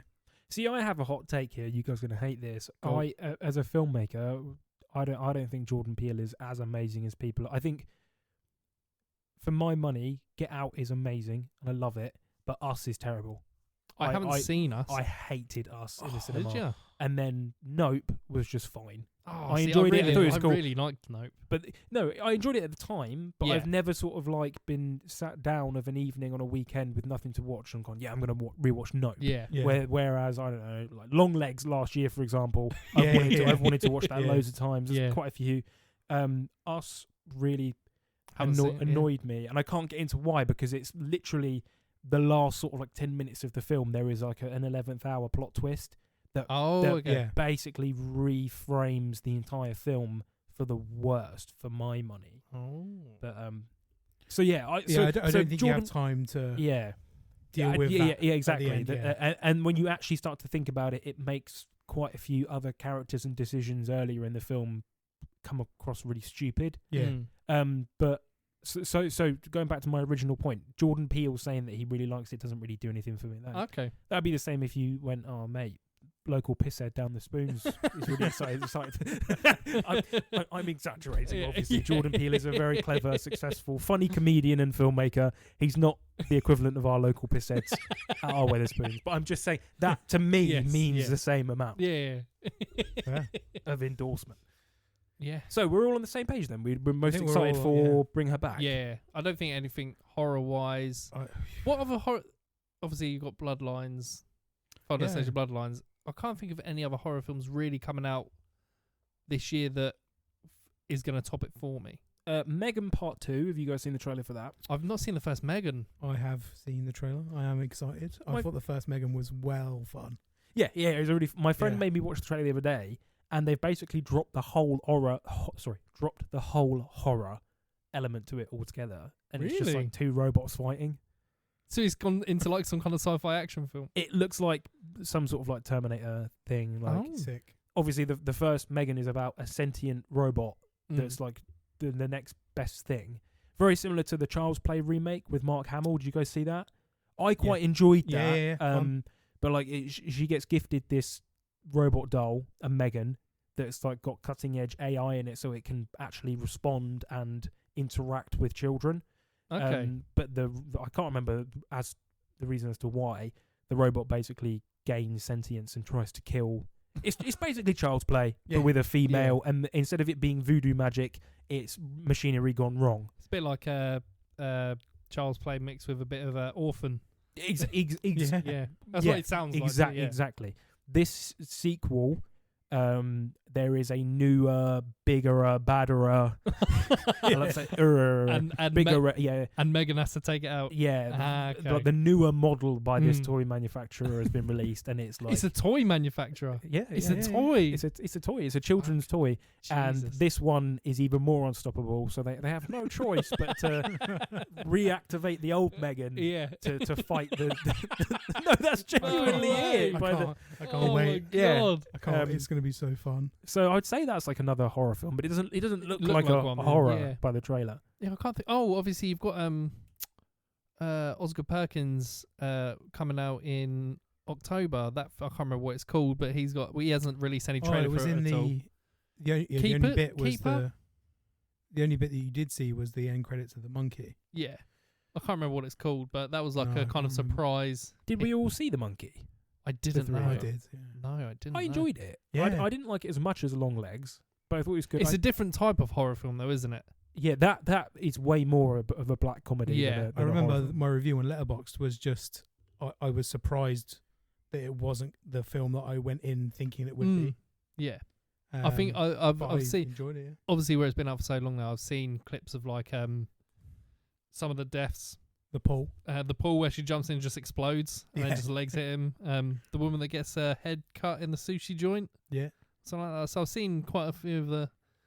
It's just fun. Yeah, It's just just- fun filled with deaths. There is a cameo at the very start. Charlie knows the guy's name. He's in loads of American comedies. The main guy in Severance. Adam Scott. Adam Scott is in it for like 2 minutes, and then he's just not in it again, and he dies a very spoilers That's for cool. the opening of it's like the pre-credit sequence. Yeah. He just shows up at the start, and he wasn't in any of the trailers. I didn't know he was That's in it, and pretty I was just cool. like, oh my god! And he suffers a really grisly, gnarly death. I'll tell you something that I saw today, which has got me a little bit excited. If we're sticking on the horror train for a little bit longer, Yeah. So obviously next week we're gonna do Event Horizon. Yes. There was a little bit of Event Horizon news, not film-wise, but linked to the film. Yep. They are releasing a prequel comic series about what happened to the crew on the Event Horizon, and I'm a little bit excited for it. It's a 5-part comic series. I think it's called Event Horizon, like Dark Descent or something like that. But it is, I'm like, I want to find out what happened to the crew beforehand. I'm intrigued by that. I want to know who's writing it, who's drawing it, because I think it is. It's the writer is a Batman writer. Okay. I can't remember which one it is. I think he might have done one of the Joker series. So I think it's, but I remember they're seeing that it's one of the Batman writers, but it comes out in August. The first issue comes out in August. Because I think because and I'm sure we'll end up talking about this for ages when we do the episode. Famously, there was more footage of the gorgy. Yeah, the horrendous, horrific, like satanic orgy. People like gouging their own eyes out and wrapping barbed wire around their phalluses and stuff. All sorts of gnarly stuff. Allegedly, there was way more of that, but it didn't get preserved and stored correctly. So it got destroyed. the footage has been destroyed over time. And loads of people always say, like, I would love to have seen more of it. I actually think the less you see, the better. It leaves up to your imagination. Exactly. I know it's a bit of a cliche, but like your imagination is way scary. Is way scarier than what you could possibly see. I would be intrigued to see it as a deleted scene as an extra. Yeah. Because I love the original so much. Like you, I think I wouldn't like it as an extended version because, like I said, I'm used to that version. Like you said, I don't think I need it. I don't think I really found out about that until a couple of years ago. Yeah. So yeah, I'm with you on that. I wouldn't want to see it. But as a comic, that's the thing. If they'd announced it as like a prequel film or like a mini series, which they seem to be, like there's that Welcome to Derry prequel show that's coming out. There was a prequel show to Rosemary's Baby. Yes, came out there was. And when I heard that, I was like, oh, for goodness sake. I went on that little rant when we did our Timothy Chalamet episode. I was like, we don't need to know how Han Solo got his fucking striped trousers. But by all accounts, the Rosemary's Baby show is not that bad. But anyway, if they announced that they were doing an Event Horizon prequel film or show, I'd be like, do you really need 2 hours worth of what amounts to like one scene in the film where they find that footage and the audio? It's meant to be scary, a bit like a ghost story. That audio scene is quite horrific, my god. But like, if you don't need to see it, but as a comic book, fine. I think that's not a film, you know. You can seek it out if you want to. You can read it. It doesn't offend or desecrate the original film in any way. There seems to be quite a few of these happening. There was an Alien Romulus prequel comic that you could get. Yes, there was as well, and I think it's probably kind of the way to go if you want to do just like kind of like a story that to do it in a different kind of media. Yeah, is quite a nice idea. Like you said, the people that are like the hardcore fans or the people that really are interested in finding out will seek it out. Yeah. I wouldn't. I don't think a prequel would have been needed. There's quite two that I have read before. I still am, but I was a huge RoboCop fan when I was younger, and I don't know if you guys knew this, but Frank Miller, who is the guy that is like alongside Alan Moore, he's kind of responsible for like the big boom of American comics in the 80s. He wrote Batman Year One and The Dark Knight Returns, which a lot of people say are like the two best Batman books ever. Year One became like the Dark Knight trilogy. Christopher Nolan drew it from that. And then obviously Dark Knight Returns, Zack Snyder loves that, and he used a lot of that imagery in Batman v Superman.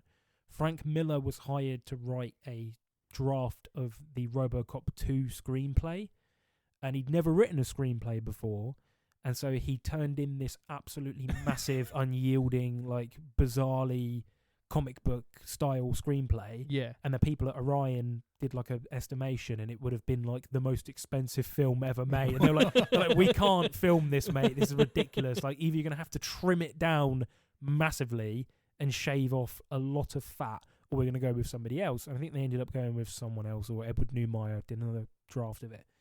Frank Miller turned his screenplay into a comic book in the early 2000s, and it's literally the screenplay, like word for word, beat for beat. Oh, really? But just illustrated by, I think it's Juan Jose Rip or whatever. And I read that, and that's really good. And it's the closest you'll get to like seeing that movie or that version of that movie. Sick. David Cronenberg wrote, funnily enough, talking about The Fly a second time, David Cronenberg wrote a screenplay, I think, to a version of The Fly 2 that they turned into a comic book a few years ago called The Fly Outbreak, and that was like really gnarly. So like there's a precedent for film prequels or spin-offs being comic books. Yeah. It kind of seems like a very horror kind of thing as well, doesn't it? Yeah. And then, sorry, I was just, my last thing on this. No, that's fine.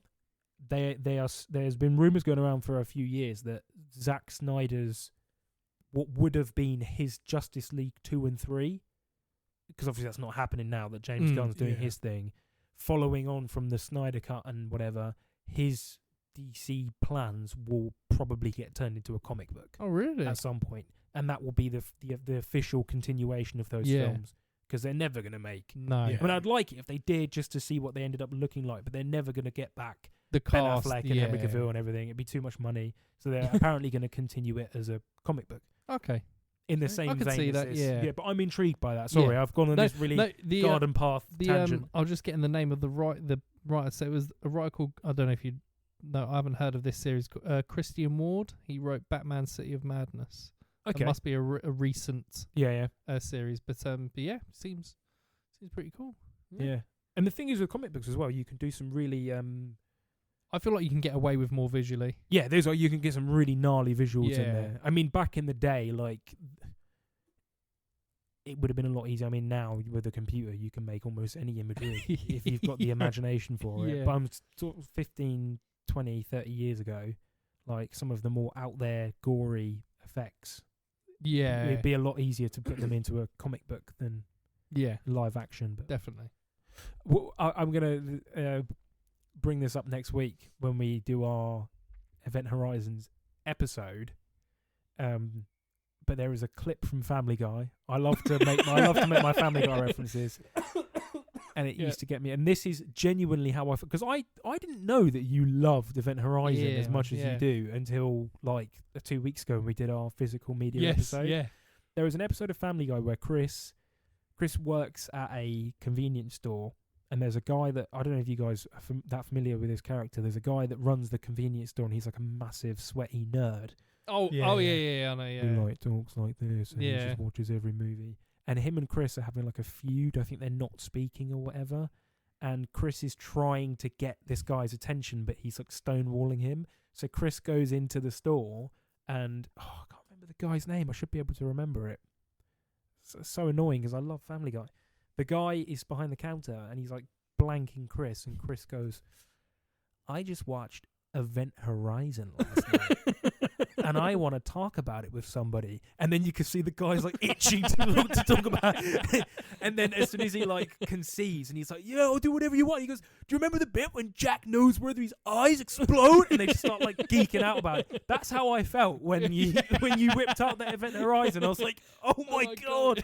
It's like one of those films that like, it is a love it or hate. Do you know it's only got like 36% on Rotten Tomatoes, and I think that's criminal. That's That's criminal. Yeah, right. By the standards of like, when did it come out? 97, something around then. Yeah, it wasn't. If you're putting it against like some other films that come out around then, it's probably not that great. But like compared to some of the shit we get these days, I was thinking about this earlier because I was thinking about Event Horizon, like kind of bits, and I think it's had more of an impact in the future than people realise. I really think that Dead Space took a lot of influence from it. The game Dead Space, like the whole finding voice tapes and stuff like that on a ship that seems. I know it's aliens but it's a ship that seems haunted.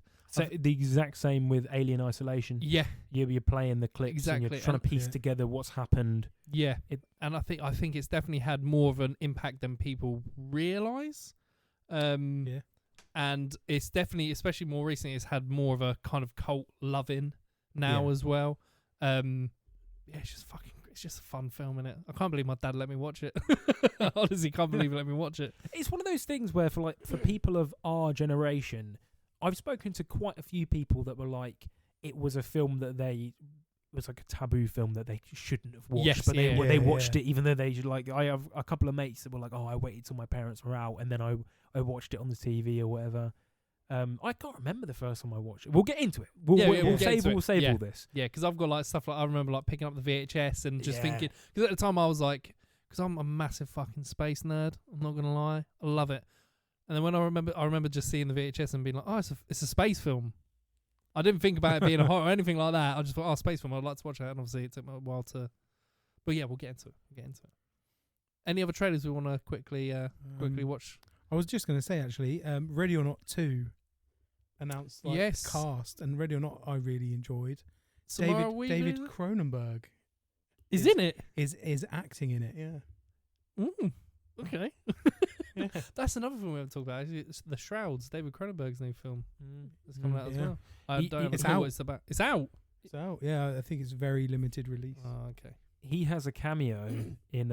I think I've said this on an episode before, but David Cronenberg has a cameo in Jason X. Yes, he does. Yeah. Does he really? Yeah. And when people asked him why, and he was just like, "Because I like those films. Yeah. I wanted to be in it." Just shows up, and it's a shit film as well. And it's like, what? For those who want to know, Jason X Arrow 4K released this month. Yeah. It's on the way. Yeah, I think like you said to me, it was like a teenage Saturday night whack this. Oh fucking hell! It's such a midnight movie. Yeah. Same with Jason Goes to Hell. And I pre-ordered both. So next, when they arrive, is that going to be a Charlie's purchase of the month and Charlie's other purchase of the month? Yeah, there's multiple purchases. I've also got the Clint Eastwood stuff coming. I get the feeling we're talking a little bit quieter because someone isn't allowed to hear. But I think we're a lot louder than we realise. We're back in the game now, boys. I would love to do. I rewatched. I don't know if you guys saw it on my letterbox. I rewatched A Nightmare on Elm Street 2. Oh, so did a few I. Weeks ago. I watched it about 3 days ago. I just got I just got the itch to watch it, and it was like £2 to rent on Amazon. What's the second one called? Freddy's Revenge, no? Is it Freddy's? Yeah. Because then after that is Dream Warriors, isn't it? Yeah. Oh, I love Dream Warriors. But yeah, sorry, carry on. So so I want to do a rewatch of all of them. Oh yes, please. And if the box set's literally behind you because I'm doing the same thing. I mean, we've got lots of ideas for what we want to talk about over the month of October. And God willing, this won't be the only October that we're recording. So if we don't get around to like a Freddy or Jason chat this year, it will happen. It will happen at some point. But yeah, I loved it. It was really camp. It was really stupid. It was great. And I think the director posted him in the studio doing the 4K restoration. Yes, for the future. And I think one of the captions was, "Don't worry, the grain is still included," or some bullshit because of this whole grain situation. But so I like it when the director or its director like they're involved in the process of restoring their film. I really like that. But yeah, I remember getting the. It might be that same one. Is it DVD, that one? That box set? Blu-ray. Oh, so I remember getting the Nightmare on Elm Street 7 film DVD set. It came in a red slipcase. Yeah. And it was like clear plastic book kind of style. And I was like, oh, I really want it. And this was like 4 weeks before my birthday. And I was like, well, why do you ask for it for your birthday? I was like, no, I want it now. She's like, well, this has got to last you until your birthday because you know why anything. I was like, okay, that's fine. And I watched it in a weekend. I watched all of it in a weekend. It was done. I remember first time I've watched it, I just sat there all weekend in my bedroom. How old were you? Probably about 12 maybe. Brilliant. That's brilliant. Yeah, I honestly, fucking brilliant. It's so good. I have a bit of a story. So I was 14, 15. I went to a wedding. It was a family friend or a friend of my dad. And they were a nice couple, a little bit quirky, a little bit eccentric. And as such, they decided to have their wedding on Halloween, on October 31st. Cool. Yeah. And it was at a big, historic manor house that had been converted into a hall. And then it also had some of the rooms had been converted into hotel rooms. So close family and friends were staying in this really old, hundreds of years old building for the wedding weekend. And it was Halloween night. The service obviously was traditional, but the reception, everybody went back home or went back to their rooms and put on Halloween costumes and makeup and everything. And then the reception, all the tables and foods were Halloween themed. The centerpieces on all the tables were hollowed out pumpkins with all sorts of like gothic flowers coming out. It was a really cool wedding. Cool, yeah. And I thought to myself, like, do you know what? I'd actually, because obviously we all love horror. I was like, that's not a bad idea. I'm gonna put that in my in my mental filing cabinet. October wedding. Anyway, I was only 14, 15, so I didn't want to stay out all night, and there was no other people there my own age. So I said to my parents, I'm going to go back to our hotel room and just chill there. And it was like 11 o'clock on Halloween night. And I got up there in this rickety ass old hotel, and people have been making jokes throughout the day and saying, oh, it's haunted, this hotel's so old, or this house is so old, it's haunted. Get back to the room, turn the TV on, and A Nightmare on Elm Street was on the TV on Halloween night. And I'd never watched it before, so I sat and watched the whole thing. That was the first time I watched A Nightmare on Elm Street. Was in a supposedly haunted old manor house on Halloween night. That's such a cool place to see for the first time. That's so good. So I'd love for us to talk about Freddy at some point. I feel like it's one of those iconic horror characters that you can't ignore. Everybody knows who he is. Do you know what I mean? So it needs to be done. Robert Englund is like an international treasure, isn't it? It'll be a sad day when something happens to him because he's just welcome to prime time, bitch. What other films is he in? Oh, he did loads of like shitty horror. Yeah. He was the Phantom of the Opera at one point. Was he? In the 1980s. Robert Englund, I don't think he ever had like a... He never had a massive... Apart from being Freddy Krueger. I don't think he ever had a role that was as big as Freddy. But he did like loads of other like either direct-to-video or shitty horror films in the 80s and 90s. And I know at one point he was the Phantom of the Opera. That's so random. That's weird. He does a lot of voice work as well because he's got such a great voice. Yeah, it's a very unique voice. Yeah. Oh, that's cool, man. Anything else? Any other trailers that we want to watch? I don't think so. No. Is there any other films that you guys are particularly excited for that we haven't spoken about, even if they're not horror related? I'm trying to think. John, Jenny, I'm trying to think what's coming out aside from the Cape shit, because we are going to talk about that if we haven't already, because obviously people listening at home, they might have listened to our Thunderbolts chat before this. We're recording non-chronologically. So we're off the hook. Yeah. You're off the chain, mate. Obviously, you know, we are looking forward to if that. Apart from Superman and Fantastic Four, is that it superhero film wise for the year? I think so. That's a very early finish, don't you think? Oh, I know what was announced recently that I'm very excited for. James Cameron has said that his first non-Avatar film is going to be an adaptation of the book Ghost of Hiroshima. And it is going to be... Oh, is that the guy that survived Yep. Hiroshima and Nagasaki bombings? Yep, he survived both of them. James Cameron said the other day. I saw a rumour going around, and then like a day later, quite a lot. It was I think it was like EW or Variety. One of the big people said this is it. Whether or not, again, this is a thing where I have to say God willing, because James Cameron's getting on a bit, and he looks great for it. You wouldn't think he's as old as he is. No, he's in his 80s, isn't he? Yeah, he's gone like full bore into these Avatar 3 and 4. I don't know if there's going to be a fifth one. I don't know. There's 5 planned. Yeah, 5 planned. So whether or not he makes it that long, I don't want to say it like that. But well, have they already finished recording 3 and they're about to finish recording 4? I have no I think clue. they're filming them back to back to back. I think they're getting all the actual shit done, like actual The mocap. principal photography is all all that getting done in one block for 3 and 4. And then I'd heard a rumour that it was... This is when the run-up to the second one. If 2 does really well, then they'll go ahead with 3 and 4.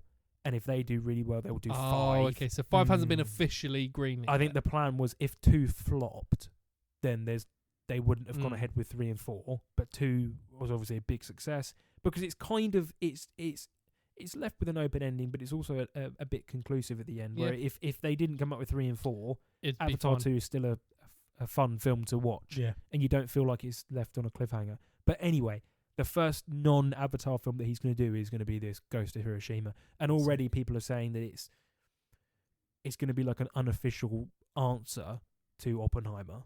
It's going to be like a response to that. Because one of the biggest criticisms of that film was that it didn't really at all focus on the consequences of the human consequences, at least on the Japanese side of the bombings. And whether you agree with that or disagree with that, it's certainly like been noticed by a lot of people. Yeah. And I've seen quite a few people saying, well, this is going to be James Cameron speaking about that and his response to that and that film. I mean, if you think about it, pound for pound, James Cameron probably the best filmmaker of all time. Like when you think about his back catalogue, I mean, he let's think about it. He made the best and biggest film of all time, fucked off for nearly 10 years, came back and made the best and biggest film of all time, fucked off for nearly 10 years, came back and made the best and biggest film of all time. Now, obviously, Titanic, Avatar, Terminator 2, you might not think they're your favourites, but like enough people do. Do you know what I mean? Like 100%. They are some of the most beloved films ever, and they're the biggest grossing films of all time. But yeah, Titanic is still top 10. Avatar 1 and 2 top 10. Obviously, the Terminator ones aren't, but they're obviously at the age rating restrictions and all that stuff. It's just mad, isn't he? Aliens. Yep. Like to follow up Alien with a completely different style of Alien film, and just make it. You can tell it's a James Cameron film. James Cameron, we're gonna have to do a director special on him. I don't think he's ever made a bad film. I even love The Abyss. I remember seeing The Abyss and thinking just how True Lies is hilarious. It's great. People don't realise that it's a remake of a French Is it film. really? Yeah, it's one. Like when people talk about the best remakes ever, the two that always come up are The Thing and The Fly, and obviously they are amazing. They're like some of my favourite films ever. But True Lies is amazing. It's great. And then obviously T2, amazing. Titanic, I love Titanic. I have a couple of friends where we've watched Titanic together. In like the last 3 years, I think we've watched it together 4 times. We just get drunk and we're like, fuck it, should we watch Titanic? And we end up watching all of it as well, that's the thing. Because who doesn't love Titanic? Yeah. No. Well, yeah. But yeah, that's what I'm excited for. I'm James Cameron doing something that's not Avatar. Yeah. That excites me. I like the Avatar films, but... Yeah, he needs to get off of that.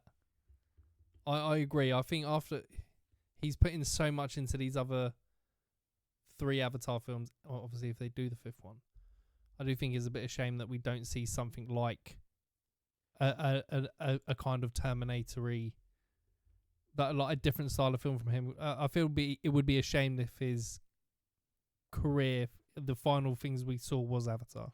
I think it'd be a shame. Yeah, I think that there's actually a lot of comparisons you can make between James Cameron and Christopher Nolan, right? These two massive tentpole directors that have done films almost in every genre that have never really done a bad film. Like the worst James Cameron and the worst Christopher Nolan's are still infinitely better than most films. Like, and the numbers speak for themselves, right? Yeah. I think it's really interesting that they both have chosen to do a film on such a heavy human topic that isn't it kind of goes against the grain of what obviously you've got Titanic and things like that, but they are known for doing these very out there high concept sort of crowd pleasing event films, larger than life sort of I don't want to use the word roller coaster rides, but that's what you think of when you think of a James Cameron or Christopher Nolan. Both of them choosing to do a film about the A bomb. I just think that's really interesting. Yeah. And I'm fascinated by it, and I hope that he's able to do it. I hope he doesn't get too bogged down. I mean, I wouldn't mind it if he said somebody else could do Avatar, if he produced it and then let somebody else take over. Yeah. You know? 'Cause that's what he produced, like Alita Battle Angel, didn't he? Yeah, which was great. So yeah, I could, because he obviously he's still in the producer role. You kind of still have a bit of, creative control, or you guide that person. So it still would feel like it'd be his creation. My thought process would be like Lucas with Empire and Return of the Jedi. You got Irvin Kushner and Richard Marquand. Do that, but stay as a producer and in the story position. Like oversee it, because like nobody's gonna try and usurp Cameron. Like just get. No, I'm not doing that, Cameron. Yeah, no. Just get some like talented yes man to go off and film Sigourney Weaver in a mocap suit or whatever, and then you can go off Cameron and do your really cool, interesting Hiroshima film, and then somebody else can do the Avatar films. I don't know, but yeah, sorry for rambling. I must say, if I don't know if you two seen it, and I think I've talked about it before. I've definitely talked about it with Harry, and I'm surprised he hasn't seen it. But Godzilla -1, for how much that is obviously a Godzilla film, it still does show the effects of them after the nuclear bomb and all stuff like that, and like after World War it is a very good film for showing the Japanese people and the country and the state of it after just suffering that, and then obviously Godzilla being the next big, because they weren't allowed to build an army in Godzilla -1 after World War II and that. They weren't allowed to build an army or have like that much in reserve in terms of weapons and that, so they have nothing to defend themselves against what is a walking atomic bomb, basically. You just reminded me as well that I was supposed to message you to bring that. Didn't bring Shin Godzilla, did I? No. I'll drop it off to you over the weekend. Sweet. Well, that's what I think Godzilla -1 was kind of necessary, because the original Toho Godzilla, whatever year it came out, I'm not an expert on Godzilla. I'm not going to pretend that I am, but like it is like the first mainstream Japanese cinematic response to the atomic bombings on like a big blockbuster scale. I mean, there are thousands of Japanese films, and not just Japanese films, but particularly Japanese films over the years that have dealt with or addressed in some way the fallout of that. But I'm talking on like a large blockbuster scale. Godzilla was the first one. Yeah. And over the years, even by the Toho filmmakers, I think that kind of got lost in the massive kaiju beat 'em up element of it, and especially when you get to the American versions over the years. Yeah. As much as I liked things like King of the Monsters and the 2014 one, they don't really say that much about the atomic bombings and Godzilla's place in Japanese history and how they were feeling at the time and everything. So I missed it in cinemas, but everybody that's spoken to me about it said it was amazing. Yeah, I went to see it. I think it was the week after it released. I went to see it with my dad, and it was it's quite harrowing at points, but no, it's definitely worth a watch. 100% worth a watch. I think I misspoke. I know there's definitely hundreds of Japanese films that have addressed the bombings, right? Because it's one of the things that there was.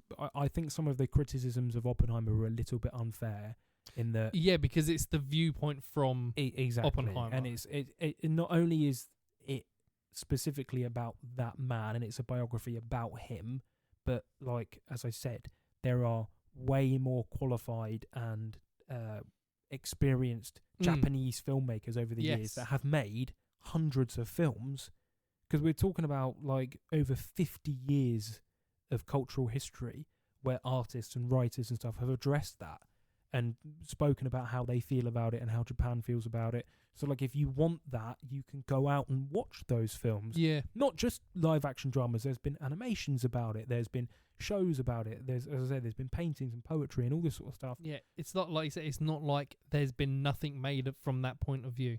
Yeah. It's just like you say, it's majority of people probably aren't going to seek out a Japanese film about the bombings of Hiroshima or Nagasaki. I'm not going to try and weigh in on it anymore, because I can obviously see both sides of the story, and I don't think I'm anywhere near qualified enough to weigh in on it. But I'm just saying I thought it was a little bit unfair that some people were going that all in on it. For a film that really didn't need to go there, because like I say, there are better qualified people that have already probably done it. But yeah, James Cameron's Ghost of Hiroshima. And then obviously there's been loads of set leaks from Nolan's new film, The Odyssey. Loads of pictures. Yeah, I've seen that there's loads of like set pictures and like lighting and flames and boats. But I haven't actually seen that much. Personally. I haven't seeked it and it hasn't found me yet. Not gonna watch it. No, leave it, mate. Not bothered. I tell you what I watched over the weekend. I had a bit of a Ashley was doing some work and Logan was asleep, so I was like, fuck it, I'm gonna take this time to catch up on some of the films that I didn't get to see in the cinema this year. And first I watched Conclave. Oh. And then I watched A Real Pain.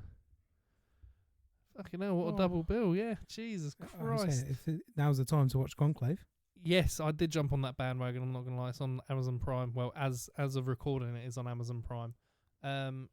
Really enjoyed it and I didn't think it was going to be as dramatic as it was. Yeah. I didn't think it was going to have that much, what's the term? Bitchiness in it. Do you know what I mean? I did not think it was going to go that way. But it does. It's just a pure act. I think I said it when we watched it. It's just a pure acting clinic. Yeah. Well, I don't want to speak for you, Charlie. I would have watched it at some point, but it wasn't anything I was itching and burning to go and see, right? Yeah. But Harry was dying to see it. And Harry really pushed for us to go. And I didn't know that Harry really had an interest in any of that sort of stuff, like Catholic bureaucracy or the papacy or whatever. But I'm glad he took us because I really enjoyed it. It was. I really enjoyed it as well. Like I say, I didn't, and that whole John Lithgow made me hate him in like 2 seconds. Yeah. In like when he comes in, when obviously right at the beginning, the baby's dead. Ralph Fiennes breathing throughout it as well, kind of like was a bit grating at some points. I was like, he's like really not happy. But when the Pope dies, and then I can't remember who he's speaking to. And then John Lithgow just comes in with a book saying, "Oh yeah, I've been taking everything." I was like, "You're gonna be a dick." I knew straight away. But yeah, everyone in that. Stanley Tucci, I love Stanley Tucci. Yeah, me too. But yeah, everyone. The guy that plays, I can't remember his name. The Italian, Tedesco. I thought he was great in it. I can't really tell you who he is or what else he's been in, but I loved him in like the whole cast and everything. But it was great. And A Real Pain was oh man, I don't like the ending of him just. Have you seen A Real Pain? I haven't. I really wanted to, but I'm sure this is the case up and down, not just our country but around the world. Yeah. It's one of those frustrating things where it was out for like a week. Yeah. And then it was, and even then it was I like to call it. It was had like the pensioner show times, but it was. There are certain films in this country that only get released at like times where only unemployed people or pensioners could go and see them. Yeah. Like if you have a job, you can't go and watch A Real Pain at 2 PM on a Tuesday. Yeah, but your granddad can. So unfortunately, he can tell you about it. I missed out on it. Charlie saw it and he loved it. I went to see it on my own on a Sunday morning at 10 AM. You went to a gallery screening, didn't you? Our local art gallery. No, actually, I went to Cineworld to see it. Did you? Oh, okay. Yeah, so Cineworld had like a 10:40. I was like, nothing to do. I'll go, and I was mortified. The whole film. It is that scene at the end. Kieran Culkin is brilliant in it. I can see why because he won the Oscar and the BAFTA, didn't he, for supporting? Yeah, and I can see why he is really good in it. And obviously, I don't want to give stuff away in that. But oh yeah, the end is. It's just sad. It's just soul destroying. It's just a sad ending. Yeah. But not in a sad way in terms of like someone dies or anything like that. For me, it kind of would have probably not felt as sad if someone had. Yeah. It's you'd have to watch it without saying. I will.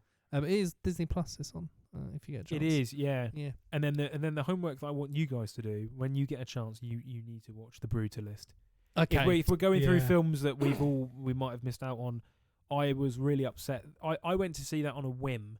I wanted to see it, but I hadn't made any concrete plans, and I went to see it on a whim because I think it had like a roadshow distribution in the States where they went across the country, Yeah. and it didn't have like a blanket release, so it was staggered throughout the last half of last year, and then over here in the UK it came out in January, February, whenever it was, and I went to see it on a random Tuesday night. I had nothing to do, and I wish I'd taken you guys with me. Yeah, I 'cause remember that- you calling. Did you send us a voice note in the interval? I came to your house afterwards, but You I did? But Yes, I you did. did. But I did send Yeah. you guys a voice note during the interval. Yeah. Even that in and of itself, that it had an interval in 2025. Yeah. It was great. I really enjoyed it, and I would love to know what you guys think of it. It's out now, isn't it? It's out on physical. Yeah. Yes. Who's it? It's been put out by a boutique label, hasn't it? I think. I'm not sure. I couldn't tell you. I am going to be going to HMV tomorrow. So I'll have a look. Yeah. Investigate. The for us, grind please. never stops. Yeah, the grind never stops. I'd love, because it's like the it reminded me of I think I sent you guys in my voice note. I said it was like a hybrid of There Will Be Blood and The Godfather Part 2. Yes, you did. Yeah. Like the great American novel writ large on the big screen, like this really epic, sweeping story. It takes place over like the best part of 80 years, because it's immediately post-war, and then it has an epilogue which is in like the 2000s or something. Oh, okay. Or it might be the epilogue is in the 80s, sorry. So it takes place over the course of like 40 years. But it's this huge, sweeping story. I'd love to know what you guys think of it. Yeah. It is, and it is definitely on the list. Definitely. Can you turn the light on? Because I can't see you. I was going to say All I can see is your chin lit up. It was quite nice having like an after hours vibe, but now I can't see Ollie at all. I can't see you. I put this on our Instagram a few weeks ago when it was the date, and then I rewatched the movie because it was on the TV. But are you guys seen The Fog? John Carpenter. Yes. That opens with like a campfire story. This is the vibe that I'm giving off. Honestly, all I can see is your mouth moving from the light on the mic. That is 100 years ago today. I remember my dad was, I say obsessed. It was one of the few films, that and Theatre of Blood, that he really wanted me to watch. I love The Fog. He was like, you have to watch this film. And I put it off for ages, and we ended up watching it. And, so good. Criminally So underrated, good. John Carpenter. Yeah. Criminally underrated. Ooh. Now that's mood lighting. There we go. But my dad he was like, you have to see this film, and I did. And I'm slightly regretting not getting the 4K set that matches the thing. Yeah, and They Live and all that. My God. Yeah. See, I'm going to give you a hot take now, and you, especially as a wrestling fan, I think Charlie might disagree with this. I don't actually like They Live that much. Okay. I've only ever seen it once, and that was because it was on like the sci-fi. It was on one of them channels, and it was on at like 11 o'clock at night. I was like, fuck it, let's watch it. Yeah. Do you have the capabilities to flag this, Dan? Because I want to share. Yeah. I think a Carpenter episode would be Flagged. great. Oh, yes, That's yeah. something we should keep. Where Red Letter Media did one, and I think we could do the same thing. Where the three of us, we rank our top 5 John Carpenter films, and we come and That'd sit be a down good and one. say, That would be a good one. see if any of ours match or if there's any. Yeah. Because if you guys haven't got The Thing as number 1, Yeah. No, that's but he's fun. got so many. This is the Oh, thing. mate, It's like banger after banger. Prince of Darkness. Halloween 2, Escape from New York. Oh, Escape from New York. Oh, Yeah. Escape from New York. I really have a soft spot for Halloween 3, the season of the witch. Yeah, me too. Yeah. Yeah, fuck.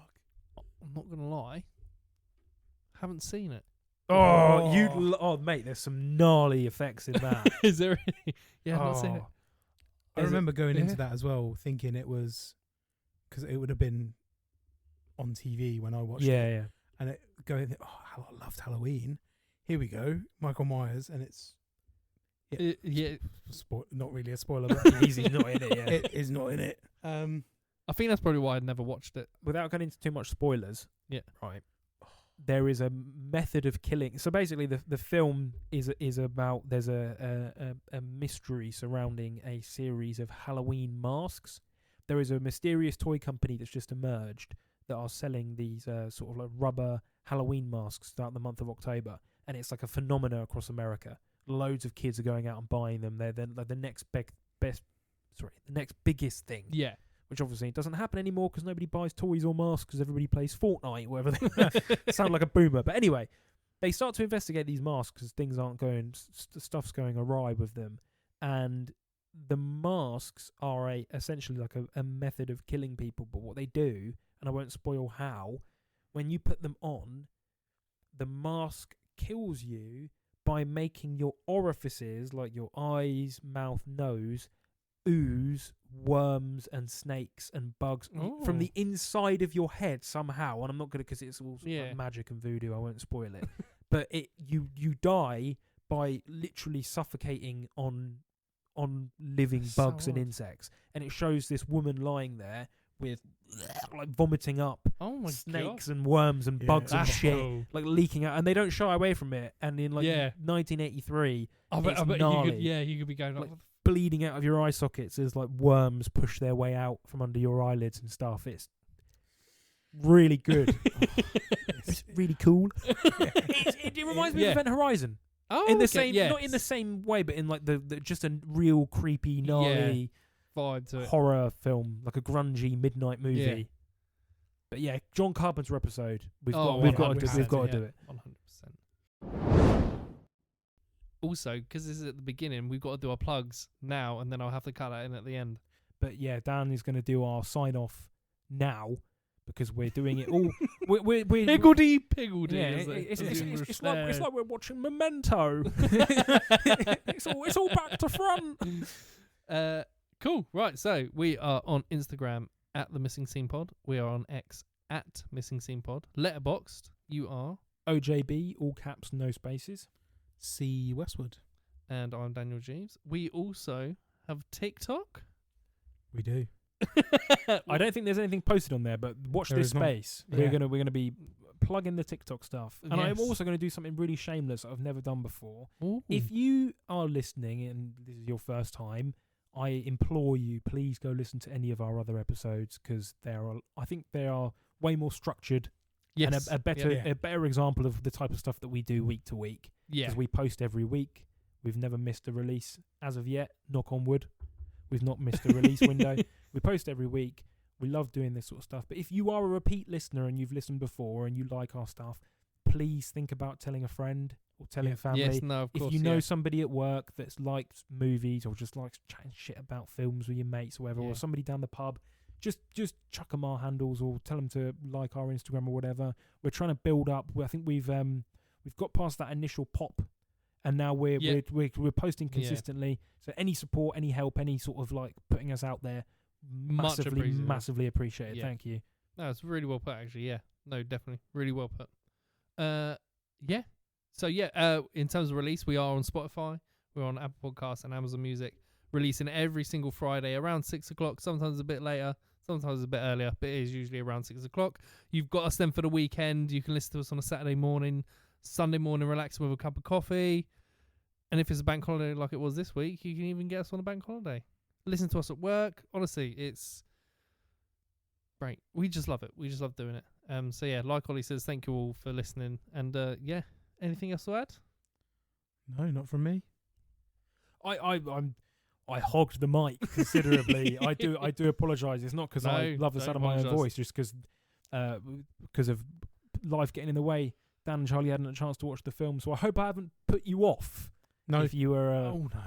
No. I'm still going. I've always said that, like, obviously it's great listening to our opinions, and our opinions are our opinions, but I do always think that you should watch a film and have your own opinion first, because you might relate to something we say, or you might end up having an opinion that we haven't thought about or talked about, and it might be great to if you put a little message on Instagram or something under like one of the photos from the episode we talked about, it'd be great to hear back. Cool. Is that everything, boys? Nothing more from me. Perfect. Thank you, Charles. Thank you. Thank you, Ollie. Thanks, guys. And listen to us next week, where we will be back to our usual structured selves. Can you do a little tease, Dan? What are we talking about next week?